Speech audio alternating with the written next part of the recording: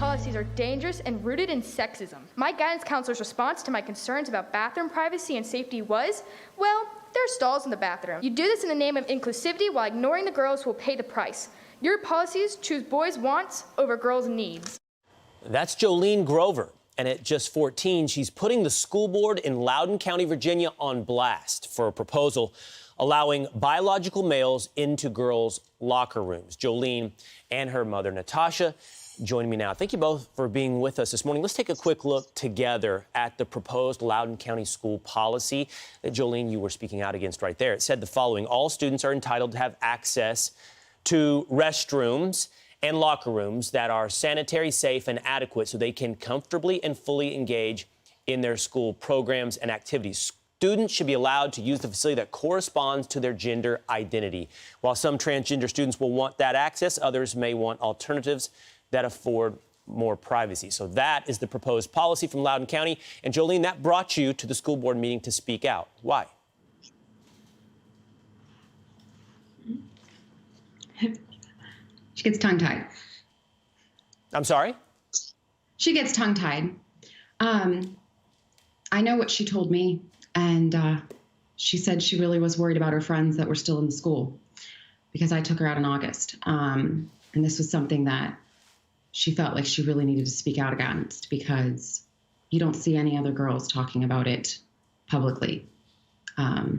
And it was something she felt very strongly about. Yeah, so. I see. I understand. I hear what you said now, Natasha. She's tongue-tied, and that's totally understandable on national television this morning.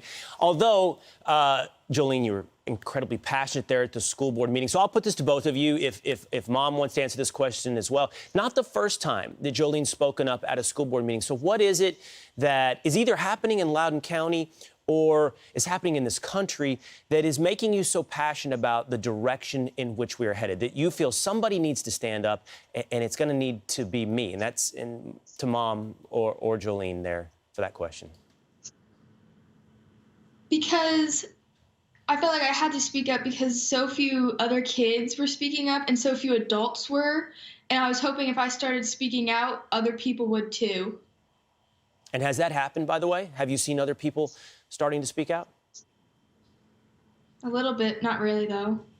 You know what's fascinating, Natasha? Loudoun County, if what we're looking at right now is sort of a cultural revolution, and myself and some of my co-hosts have talked about that, if we are experiencing a cultural revolution, Loudoun County's become sort of the Lexington and Concord of this entire revolution. It seems like the flashpoint of everything. Transgender policies, critical race theory policies, really active and confrontational school board meetings. What's going on in Loudoun County? Why is so much of this activity taking place there? Well, honestly, it took place first in Arlington County and Fairfax. But Arlington and Fairfax are so politically one-sided. So you don't have this huge pushback because parents who are, conservative or Republican or just, common sense people, they're not in the majority or even like half and half over there in Fairfax, right? Mm-hmm. They're really outnumbered. So when they were going, and they were speaking before their school boards too, but they're so outnumbered and even their voting, why vote, right? It doesn't matter. They're not even represented at all. In Loudoun County, it's not so one-sided. You know what I'm saying? Every time we look up, there's another big school board meeting, another big decision in Loudoun County. We appreciate both of you speaking up. Jolene at the school board meeting, and both of you for being with us this morning. By the way, LCPS declined to comment on Jolene's speech. More Fox and Friends coming up.